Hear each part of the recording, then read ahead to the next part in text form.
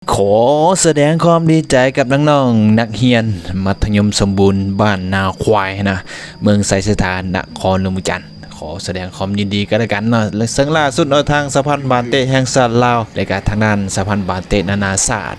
ก็ได้มีการไปเปิดโตสนามบานเตะขนาดน้อยนะเป็นสนามบานเตะหญ้าเทียมเนาะจากโครงการ FIFA Arena Project จะเป็นสนามทมิตที่ว่าได้ไปสร้างตั้งอยู่ที่โรงเรียนเนาะเพราะว่าก่อนหน้านี้ก็ได้ไปสร้างตั้งอยู่ที่สะพานบานเตะแห่งชาติลาวและก็สนามกีฬา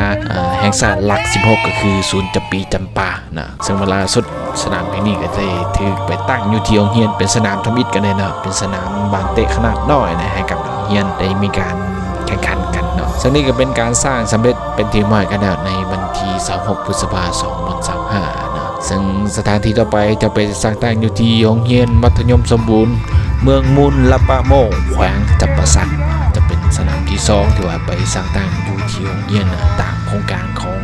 FIFA Arena Project นะซึ่งพิธีดังกล่าวมันก็จัดขึ้นในวันที่26พฤษภาคม2025อยู่ที่โรงเรียนมัธยมสมบูรณ์บ้านนาควายใต้เมืองไสสถานนครหลวงจันทน์ซึ่งพิธีดังกล่าวก็ให้เกียรติของร่วมโดยท่านผู้วงคำสาวของเจ้าของนครหลวงจันทน์ท่านนางวิไลวรณ์จันทลาตีเจ้าเมืองไสสถานท่านซันวิวาน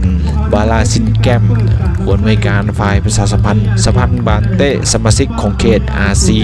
โอเซอานีนะและก็มีท่านบีเพชรศรีหจักรประธานสะพานบานเตะแห่งชาติลาวและก็ท่านนางกัญญาแก้วมณีรองประธานสะพานบานเตะแห่งชาติลาวพร้อมด้วยหัวหน้าห้องบริการศึกษาธิการและกีฬาเมืองไสสถานคณะอำนวยการโรงเรียนมัธยมสมบูรณ์นาควายใต้อำนาจการปกครองบ้านนาควายใต้บรรดาแขกน้องๆนักเรียนพร้อมด้วยสื่อมวลชนเข้าร่วมกันอย่างพร้อมเพรียงกันได้ด่านซึ่งพิธีดังกล่าวท่านจันนี่อินฟาติโนประธานสะพานบานเตะนานาชาติเพิ่นก็ได้ให้เกียรติร่วมแสดงความยินดีผ่านวิดีโอเนาะไปฟังกันหน่อยนึงนะ Congratulations to the Lao Football Federation, to President Vipet and to FIFA Council member Kanya. You are part of our starting 11, the first 11 countries to officially inaugurate the FIFA Arena mini pitch. And to truly kick off a project that will change the lives of millions of children. Every boy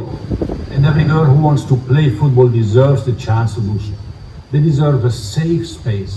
in which to learn, play and grow. That lies at the heart of FIFA Arena. That is what you have given children in Laos. You are one of the first, but many more, of course, will follow. Our goal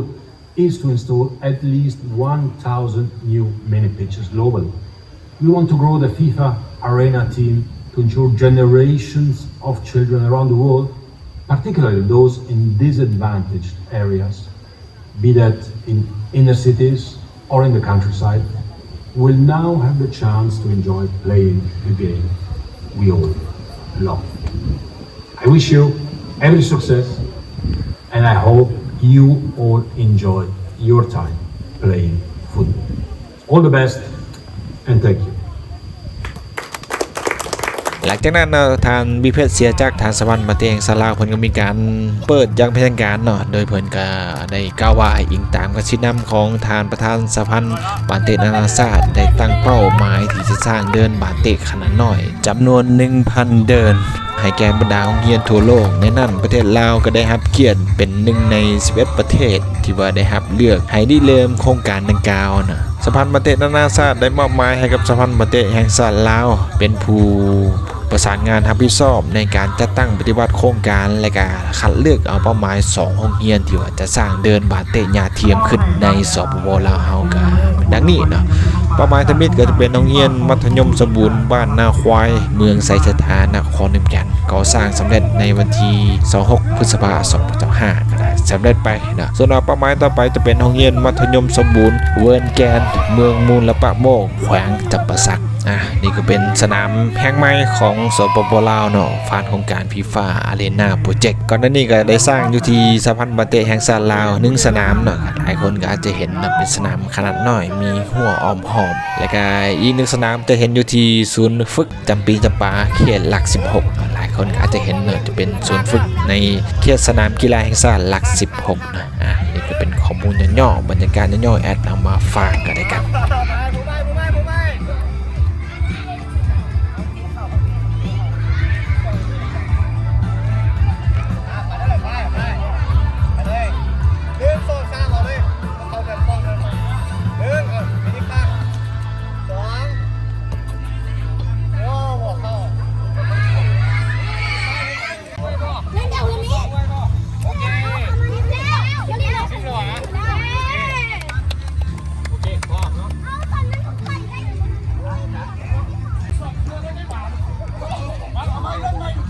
Yeah.